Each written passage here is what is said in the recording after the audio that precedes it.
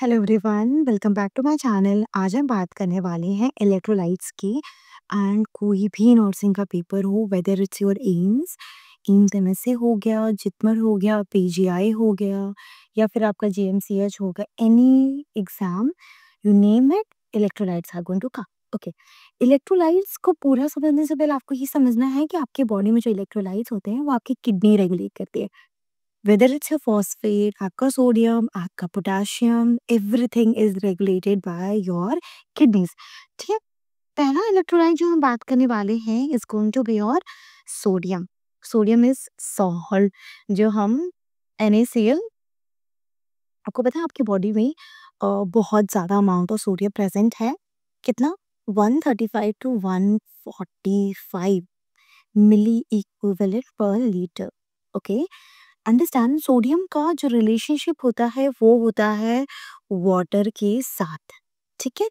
Okay, आपको इससे पहले सोडियम समझने से पहले आपको ये समझना होगा कि अगर आपकी बॉडी में सोडियम कम हो जाता है, ओके, अंडरस्टैंड कि सोडियम कम अगर आपकी बॉडी में हो रहा है तो आपकी बॉडी में वाटर का भी शिप बहुत ज़्यादा होगा। सो आपको समझना पड़ेगा कि सोडियम ज़्यादातर आपके डिहाइड्रेशन से भी रिलेटेड रहता है। सोडियम अगर हाइपोनेट्रीमिया में है patient, so seeds, syndrome of inappropriate anti diuretic hormone. इसका मतलब ये है कि अगर आपके बॉडी में इनएप्रोप्रिएट एडीएच रिलीज हो रहा है, एंटी डायरेटिक हार्मोन, देन आपकी बॉडी में और हाइपोनेट्रीमिया हो सकता है। Next is your vomiting. Vomiting से आपकी बॉडी से क्या रिलीज हो रहा है? आपकी बॉडी से रिलीज हो रहे हैं HCl। अगर हम वॉमिट कर रहे हैं, हम जीआई कंटेंट बाहर निकाल रहे हैं। एंड क्लोराइड लॉस हो रहा है, क्लोराइड के साथ आपका बहुत ज्यादा वाटर भी लॉस हो रहा है। Hence you have your sodium का लॉस होता है। Next is your diarrhoea. Diarrhoea में भी सेम, आपके बॉडी से फ्लूइड लॉस हो रहा है, सोडियम लॉस हो रहा है। Next is your diuretics. Okay, diuretics directly आपकी बॉडी से सोडियम को वॉश आउट करेंगे, specially furosemide, loop diuretics. Next is your water intoxication. Okay, understand. अगर आप ड्राउनिंग में हैं या फिर आपने वाटर इंटॉक्सिकेशन, का मतलब ये है कि डाइल्यूशनल हाइपोनेट्रीमिया हो गया आपको, then it is called as water intoxication. Next, अगर आपकी बॉडी में सोडियम की कमी है, अंडरस्टैंड वन थिंग, सोडियम हम ऑस्मोसिस से भी समझ सकते हैं कि मान लीजिए अगर आपके बॉडी में सोडियम की कमी है, सो क्या होगा आपकी बॉडी में आपका जो CSF है, यहाँ पे आप मान लीजिए CSF है इस फ्लूइड के अंदर, और ये आपका ब्लड है। अगर हम हाइपोनेट्रीमिया, हम ब्लड के कॉन्टेक्स्ट में बात करते हैं कि ब्लड में कितना सोडियम कम है। अगर ब्लड के अंदर सोडियम कम है और CSF के अंदर कंपैरेटिवली नॉर्मल सोडियम है, अगर हम कंपेयर करेंगे तो CSF के अंदर ज़्यादा सोडियम होगा और आपके अंदर ब्लड के अंदर सोडियम कम होगा। So water move from low concentration और सोल्यूट टू हाई कंसंट्रेशन और सोल्यूट। ओके, ये ज़्यादातर आपके CSF में फ्लूइड्स आएगा and it can lead to your confusion, headache, nausea, muscle cramp, scissors. Okay, understand. Hyponatremia बहुत ज़्यादा डेडली होता है। इसके अंदर न्यूरो के साइन एंड सिम्टम्स आपको शो करते हैं। Understand. Next is your fluid restrictions. Okay, fluid restrictions क्यों करना है आपको? ताकि हम और ज़्यादा पेशेंट को डाइल्यूशनल हाइपोनेट्रीमिया ना होने दें, हम फ्लूइड रिस्ट्रिक्ट करके रखते हैं। Next is your hypotonic solution. Any solution which is more than 0.9% NS is your hypotonic, और 3% आप दे दीजिए NS। Next is your seizure precautions. Seizure precautions क्या आता है कि हम पेशेंट के साइड अप कर दें, बेड सबसे नीचे रखें, इन्वायरमेंट शांत होना चाहिए, सक्शन अपैरेटस बेड पर होना चाहिए। अगर पेशेंट को रिस्क पर है तो हम पेशेंट की लाइट को ज़्यादा, पेशेंट को इरिटेट नहीं करेंगे। जितनी भी सेंसरी हमारे इरिटेंट होते हैं हम उनको कम करेंगे। Next is your हाइपरनेट्रीमिया। Okay, hyper मतलब ज़्यादा, नेट्रीमिया मीन्स सोडियम। अगर आपकी बॉडी में सोडियम का कंटेंट इफ मोर देन 145 से ज़्यादा है, अगर आपकी बॉडी में सोडियम मिली इक्विवेलेंट पर लीटर। ओके, अब समझिए, here is your blood and blood के अंदर सोडियम ज्यादा है, ठीक है, हाइपरनेट्रेमिया हो गया। अगर आप कंसंट्रेशन की बात करेंगे, सॉल्यूट का कंसंट्रेशन यहाँ पे ज्यादा है as compare to solvent, and CSF के अंदर अभी भी नॉर्मल है, तो फ्लूइड कहाँ से कहाँ मूव करेगा? अब फ्लूइड आपका back to your blood. Okay, now understand क्या कॉजेस होता है? Dehydration. Okay, next is diabetic insipidus, जिसके अंदर आपकी बॉडी से बहुत ज्यादा फ्लूइड लॉस हो रहा है। अगर फ्लूइड लॉस हो रहा है, वाटर लॉस हो रहा है, सोडियम तो आपकी बॉडी में है, excessively salt intake. Next is your thrust. Obviously thrust. Dry mucus. Dehydration के साथ hypernatremia means dehydration. Agitated. Why agitated? Next is your restlessness and seizures. Okay. In your NCLEX, in your any exam, agitation, restlessness is your neuroscience, and neuroscience is your priority. Next is your how you monitor it. अब हम क्या करेंगे? हम हाइपोफिल्स देंगे, हम patient को oral ORS है तो we can give ORS.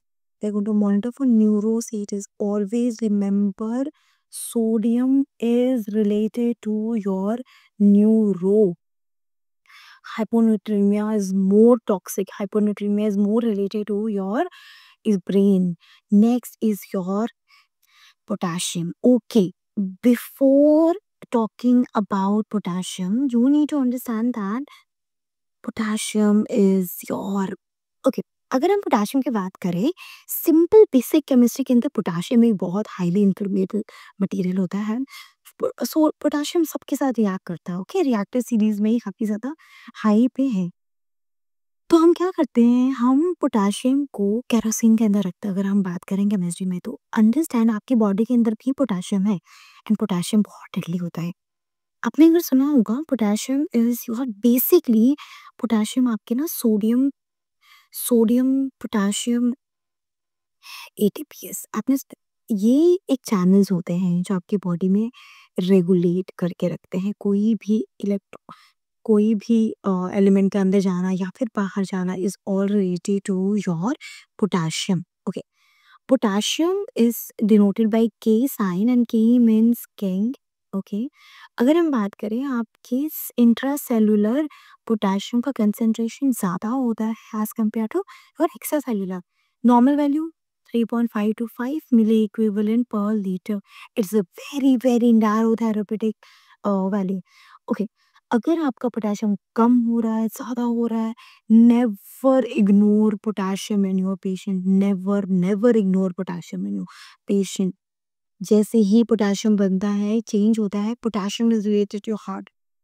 Potassium is related to heart. जैसे sodium is related to your neurons, वैसे ही potassium is related to your heart. Hypokalemia मतलब, हाइपो मतलब कम। अगर आपकी पोटेशियम वैल्यू 3.5 से कम है, तो क्या हो सकता है? डायरेटिक्स। ओके, सबसे पहले लूप डायरेटिक्स पोटेशियम लॉस करवाते हैं।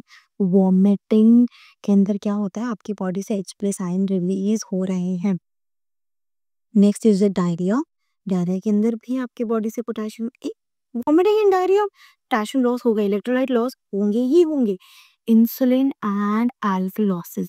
Okay, understand one thing, potassium is inversely proportionate to your pH। Okay, अगर pH ज्यादा होगा तो पोटेशियम कम होगा। pH ज्यादा मतलब alkalosis, so it can lead to hypokalemia। Okay, insulin के साथ इनवर्स रिलेशनशिप होता है।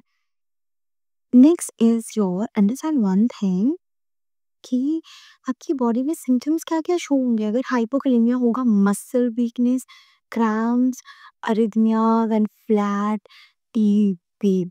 टी वेव आपका डिनोट करता है relaxation of your ventricles, and ये फ्लैट होगा। ऑलवेज रिमेंबर, टी वेव ऐसा दिखता है, तो जैसे ही पेशेंट को हाइपो होगा, टी वेव फ्लैट हो जाएगा।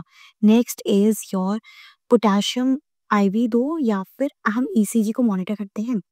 ओके, पोटेशियम देने के रूल्स होते हैं। हम पोटेशियम को, हम पेशेंट को डायरेक्ट, हम ब्लड के थ्रू डायरेक्ट हम पेशेंट को IV नहीं दे सकते हैं। हम पोटेशियम हमेशा इन्फ्यूशन पंप के साथ देते हैं। पोटेशियम 30 या फिर 40। ओके, हम पोटेशियम की वैल्यू जो हमारा मैक्सिमम डोज होता है दैट इज 40 मिली इक्विवेलेंट से ज़्यादा हम नहीं दे सकते हैं। अगर इससे ज़्यादा देना है तो हमको सेंट्रल लाइन से देना पड़ेगा। पोटेशियम कभी भी हम डायरेक्ट आईवी के अंदर इन्फ्यूज़ नहीं करते हैं। इट्स वेरी वेरी रिस्की कि हमारे ये वेन्स को डैमेज कर सकता है, इंफिल्ट्रेशन हो सकता है, पेरिफेरस हो सकता है। Potassiums are very very dangerous. Okay, before understanding one thing, हम समझते हैं हाइपरकैलेमिया। ओके, पोटेशियम जब भी आपके बॉडी में कम हो ज़्यादा हो, always monitor ECG. ECGs is your top more priority. Next is your causes. Okay, hyperkalemia मतलब more than it going to be more than 5.5 milli equivalent per litre. Cause क्या है? रीनल फेल हो चुका है, किडनी काम नहीं कर रही है, पोटेशियम को एक्सक्रीट कौन करेगा?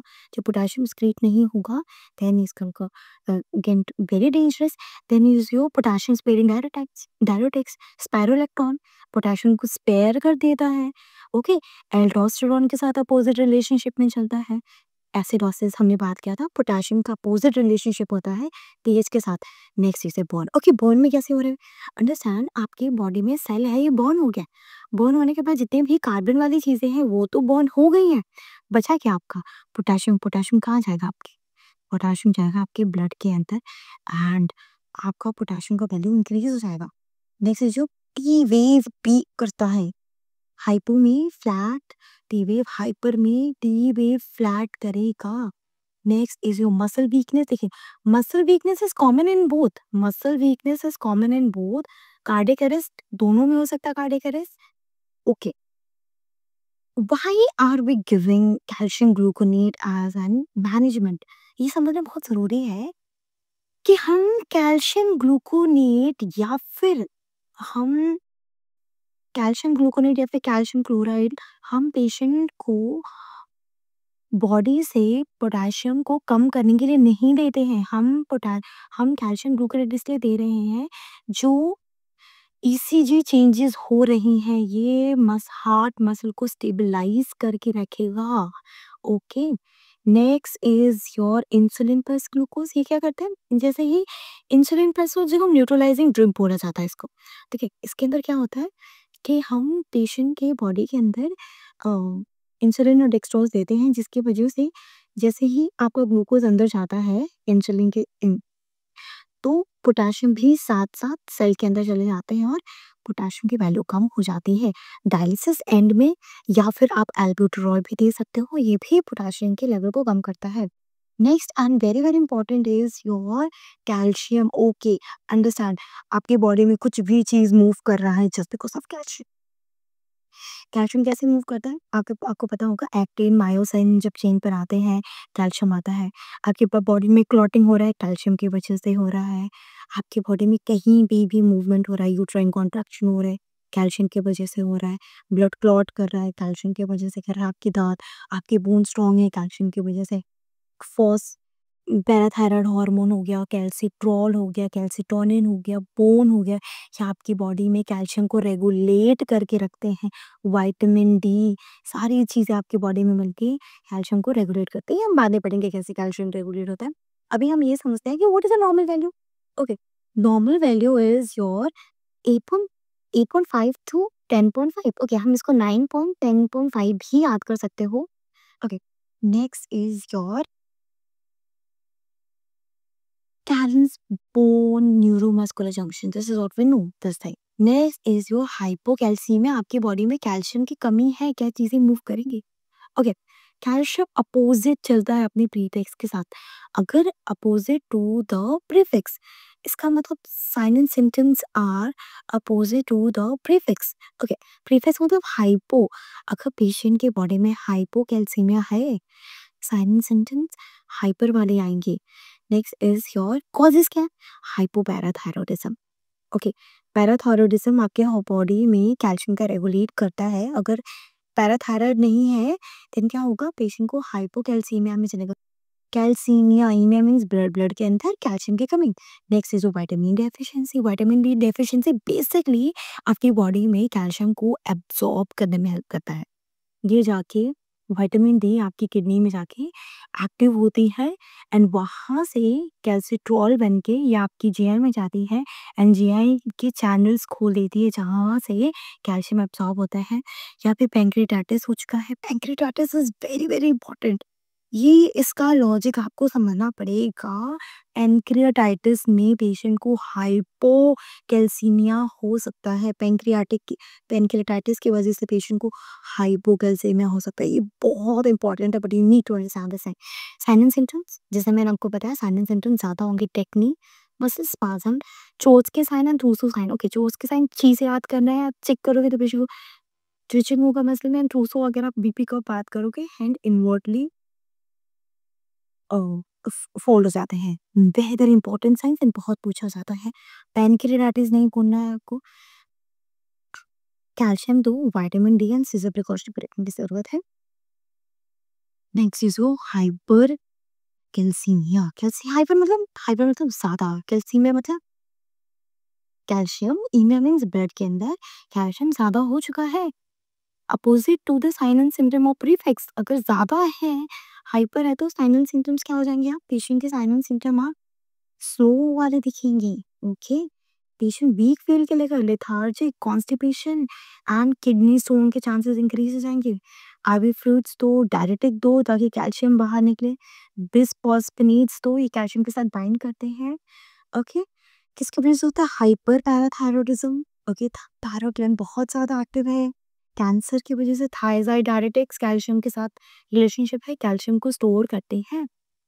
Next is your magnesium. Normal value 1.5 to 2.5 milli equivalent per liter. Magnesium ये मसल्स एंड रिफ्लेक्स को बेसिकली मैग्नीशियम आपके ना न्यूरॉन्स को स्टेबलाइज करता है, मसल को स्टेबलाइज करता है, रिफ्लेक्सेस में मेंटेन करता है। अगर पेशेंट को हाइपो मैग्नीशियमिया हो रहा है, किसकी वजह से होता है? Alcoholism, okay, mall nutrition, diarrhoea, diuretics, these are the causes of hypomagnesemia। NPPI proton pump inhibitor भी कॉज करते हैं hypomagnesemia। अल्कोहलिज्म, माल न्यूट्रिशन, या फिर डायरिया, या फिर diuretics. Okay, next is sign and symptoms, they act opposite to their prefix. Hypo है तो sign and symptoms ज्यादा आएगा, tremors, seizures, hyperreflexia, confusions, हम कह देंगे मैग्नीशियम सल्फेट देंगे। ये कम है तो मैग्नीशियम मॉनिटर रिफ्लेक्स है, तो पेशेंट को मैग्नीशियम ज्यादा हो चुका है। रीनल फेलियर, रेगुलेट नहीं हो पा रहा हो, या फिर आपने बहुत ज्यादा मैग्नीशियम खा रखा है। Symptoms hyperreflexia, hypotension, bradycardia, respirate, देखिए दोनों ही डिप्रेशन करेंगे। नेक्स्ट अंडरस्टैंड वन थिंग, ये आपका जो हाइपो मैग्नीशियमिया है, it can lead to an ECG imbalances also, जिसको हम कहते हैं see, this will like throw से they point abnormal ECG cause करता है। मैनेजमेंट हाइपर है तो कैल्शियम ग्लूकोनेट देंगे, कैल्शियम ग्लूकोनेट क्या करेगा? स्टेबलाइज कर देगा। डायरेटिक्स देना है ताकि आपकी बॉडी से मैग्नीशियम बाहर निकले और डायलिसिस करा दो। Next is you phosphate. Okay, अभी तक जितने पढ़ा ना हमने, सारी ये पॉजिटिव इलेक्ट्रोलाइट थे। अब हम पढ़ेंगे एक बहुत important negative electrolyte, that is phosphate. Phosphate की value is your 2.5 to 4.5। Imagine calcium and ATP के साथ। ओके, फॉस्फेट आपके बफर की तरह भी काम करता है, पीएच को भी बैलेंस करता है। अगर आपकी बॉडी में कैल्शियम एंड फॉस्फेट का अपोजिट रिलेशनशिप है, understand one thing, calcium and phosphate का अपोजिट रिलेशनशिप है। हाइपोफॉस्फेटमिया मतलब आपकी बॉडी में फॉस्फेट की कमी है, कैसे हो सकता है? खाना ही नहीं खाया। अल्कोहलिज्म, रीफीडिंग सिंड्रोम, जीआई से रिलेटेड बहुत इंपॉर्टेंट टॉपिक है रीफीडिंग सिंड्रोम। साइनिंग सिंड्रोम क्या दिखता है? पेशेंट को muscle weakness, bone pain, confusion and seizures. Phosphate दो, पेशेंट को monitor calcium and phosphate work oppositely. अगर हाइपो है तो बोन पेन, वीकनेस, कंफ्यूजन, सीजोसिस लूप पेशेंट हो। अगर पेशेंट को हाइपर फॉस्फेटेमिया है, मतलब ब्लड के अंदर बहुत ज्यादा फॉस्फेट की वैल्यू है, या फिर आपके रीनल काम नहीं कर रहा है, कीमोथेरेपी ड्रग भी है, या फिर हम लोग हाइपोपैराथायरॉयडिज्म हो चुका है जिसकी वजह से कैल्शियम कम है और फॉस्फेट ज्यादा है, chemotherapy, renal failure, chemotherapy and hypoparathyroidism. Tetani हो सकता है, soft tissue calcification and phosphate. Okay, phosphate binders देंगे हम, डायलिसिस देंगे एंड हाइड्रेशन देंगे। फॉस्फेट बॉन्डर्स को जीआई में जाके फॉस्फेट के साथ बाइंड करते हैं, फॉस्फेट को एब्जॉर्ब नहीं होने देते एंड एज इट इज़ हमारे बॉडी से बाहर निकल जाता है। आई होप आपको सारे इलेक्ट्रोलाइट्स समझ में आए होंगे। These are very, very important electrolytes, इनके बिना आप एग्ज़ाम में नहीं जाना है। Okay? Thank you so much, have a good day, kindly subscribe to the channel.